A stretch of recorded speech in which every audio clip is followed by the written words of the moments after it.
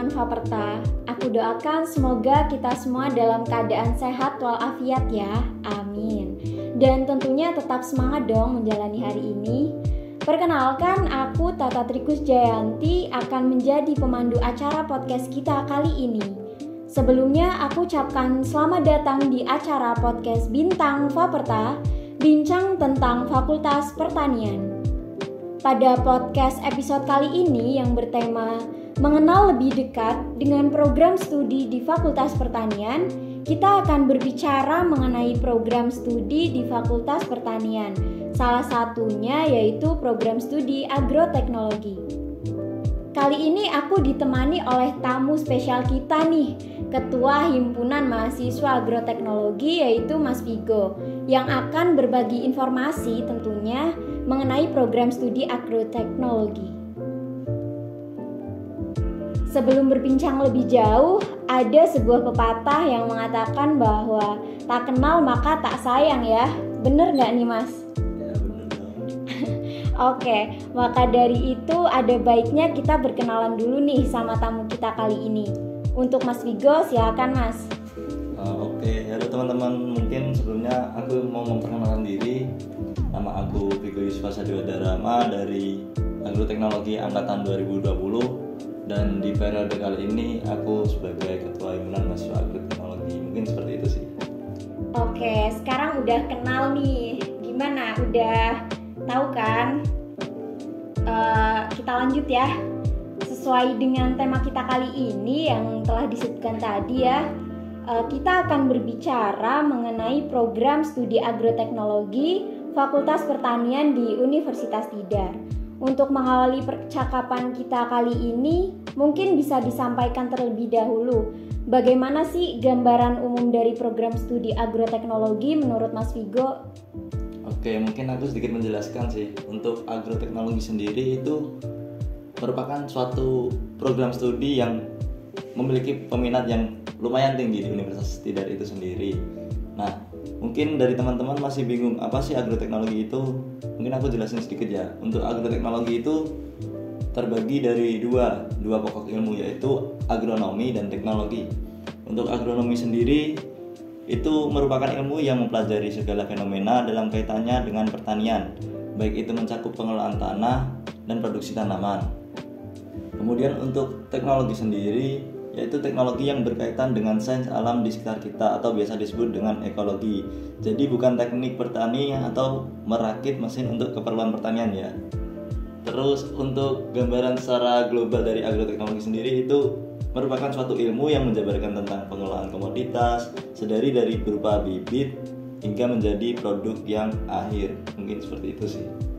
Oke, selanjutnya nih, kenapa Mas Vigo sendiri memilih program studi agroteknologi di Universitas Tidar ini? Oke, pertanyaan yang agak gimana gitu ya untuk menanyakan alasan. Mungkin kalau alasan sih tiap orang berbeda-beda, tapi alasan saya kenapa kok milih agroteknologi itu mungkin saya lebih ke condong ke gimana itu pertanian yang merupakan salah satu fondasi khusus di kehidupan manusia, khususnya untuk mensuplai asupan pangan dari manusia sendiri. Jadi untuk pertanian itu berkelanjutan, tidak pernah mati di muka bumi ini. Mungkin itu sih kalau saya. Mantap, itu ya tadi penjelasan dari Mas Vigo. Sekarang kita udah tahu nih tentang gambaran umum dari prodi agroteknologi seperti yang telah dijelaskan Mas Vigo tadi. Nah, teman-teman pastinya penasaran kan bagaimana sih kegiatan perkuliahannya? Mungkin Mas Vigo bisa menjawab. Kegiatan perkuliahan di program studi agroteknologi ini terdiri dari apa aja, Mas? Oke, mungkin untuk kegiatan itu ya sama sih seperti di kampus-kampus yang lainnya. Kita melaksanakan perkuliahan secara umum, perkuliahan bertemu dengan dosen dan melakukan praktikum dengan asisten praktikan. Nah, itu terjadi dua kegiatan di situ. Ada perkuliahan dan ada praktikum. Sebenarnya apa sih perbedaan dari perkuliahan sama praktikum? Ketika perkuliahan itu kita mempelajari tentang materi apa saja yang kita bekalkan, yang kita dibekali oleh dosen untuk keperluan sedari kita untuk belajar gitu. Tapi untuk praktikum sendiri kita langsung praktek ke lapangan, gimana itu caranya melakukan suatu pembibitan, melakukan suatu penanaman tumbuhan dan lain sebagainya. Mungkin itu sih. Baik, dari kegiatan praktikum atau perkuliahan yang telah disebutkan tadi ya, tentunya banyak dong mata kuliah yang dipelajari ya. Nah, di program studi agroteknologi ini mata kuliah yang dipelajari itu terdiri dari apa aja ya, Mas? Oke, mungkin untuk mata kuliah itu banyak ya, kalau disebutin satu-satu juga nggak bakal habis.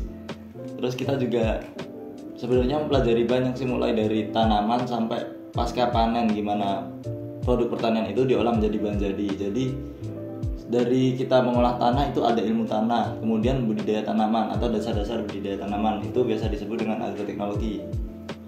Kemudian kita juga belajar tentang ekonomi pertanian, gimana kita pertanian di bidang ekonominya, dan masih banyak lagi untuk mata kuliahnya. Mungkin dari teman-teman jika penasaran langsung saja gabung ke program studi agroteknologi Universitas Tidar. Nah, bener banget nih.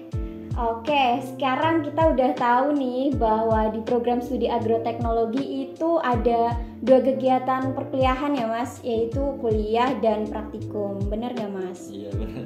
Oke, pastinya teman-teman banyak yang penasaran dong terkait kegiatan praktikumnya ya.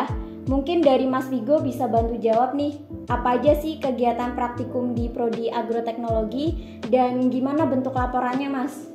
Oke, mungkin untuk kegiatan praktikum di agroteknologi bisa dicontohkan seperti kemarin baru saja melaksanakan sebuah praktikum, yaitu pada mata kuliah agrohidrologi. Jadi di agrohidrologi itu kita diajarkan atau dipraktekkan tentang bagaimana kita melakukan pengelolaan secara irigasi, baik itu dari tanaman pas penanaman sampai dengan panen. Nah, di situ kita dituntut untuk gimana irigasi yang baik, irigasi yang benar. Terus kita juga jadi tahu cara pengairan yang baik dan benar, dan gimana yang mempengaruhi produktivitas tanaman itu berjalan dengan baik. Mungkin seperti itu sih. Wah, seru banget ya ternyata. Jadi nggak seperti yang teman-teman pikirkan bahwa di agroteknologi itu kita nggak hanya belajar mencangkul ya, tapi ada banyak kegiatan praktikum yang bisa kita lakukan, ya kan Mas? Iya dong. Oke, beralih ke pertanyaan selanjutnya nih, terkait dengan KRS ya. Gimana sih prosedur pengajuan KRS di Prodi Agroteknologi ini?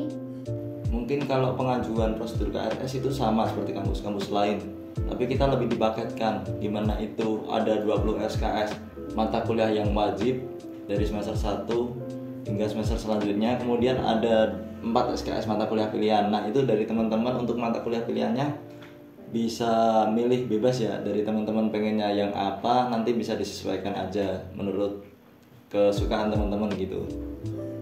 Oke, jadi nggak hanya mata kuliah wajib aja ya Mas, ada mata kuliah pilihan juga nih teman-teman. Oke, itu tadi tentang KRS ya. Selanjutnya kita akan berbicara mengenai sopan santun dan cara berpakaian di Prodi Agroteknologi nih khususnya. Mungkin bisa dijelaskan terlebih dahulu Mas, apa aja sih aturan berpakaian saat kegiatan perkuliahan di Prodi Agroteknologi ini? Mungkin untuk aturan berpakaian itu bebas ya untuk berpakaian. Namun ketika kita pada hari Senin itu tetap kita memakai sebuah baju yang sama satu fakultas, yaitu pada Fakultas Pertanian sendiri. Nah, untuk aturan yang lainnya itu yang penting bebas sopan. Kita terkesan sopan saja itu udah tidak apa-apa, yang penting untuk celananya itu tidak robek dan tidak terlalu ketat gitu aja sih. Nggak ada aturan khusus yang lain-lainnya sih. Nah, itu tadi ya penjelasan mengenai aturan berpakaian. Seperti pada perkuliahan pada umumnya di Prodi Agroteknologi ini tentunya harus berpakaian yang sopan dan rapi ya Mas. Namun ada aturan yang mengkhususkan hari-hari tertentu untuk mengenakan seragam PDH, seperti itu ya Mas. Baik, terkait dengan sopan santun, terutama kepada dosen nih Mas, mungkin bisa dijelaskan gimana sih budaya sopan santun kepada dosen khususnya saat berkomunikasi atau mengirimkan pesan nih, pesan chat mungkin kepada dosen khususnya di Prodi Agroteknologi ini. Oke, mungkin untuk mengirimkan pesan pada dosen itu lebih ke kita formal aja pada dosen. Yang penting kita menghubungi dosen itu tidak terlalu sore atau malam yang mengganggu aktivitas beliau, aktivitas pribadi beliau. Terus ketika hari libur pun kita juga disarankan untuk tidak menghubungi beliau karena beliau juga mempunyai aktivitas pribadi ya untuk kehidupannya, bukan cuman aktivitas perkuliahan saja. Nah, mungkin untuk aku jelasin untuk isi chat ke dosen saja ya. Untuk isi chat ke dosen itu yang pertama, tetaplah kita harus salam kepada dosen. Nah, kita juga harus perkenalan biar dosen juga tahu dari mana kita, siapa kita, asal kita dari mana, mungkin seperti itu.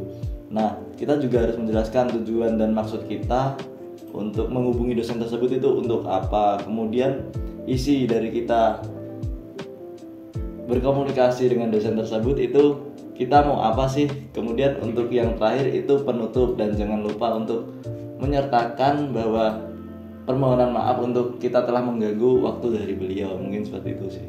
Oke, bener banget nih, sopan santun emang jadi salah satu poin yang sangat penting ya Mas dalam kehidupan sosial, khususnya di kehidupan kampus ini.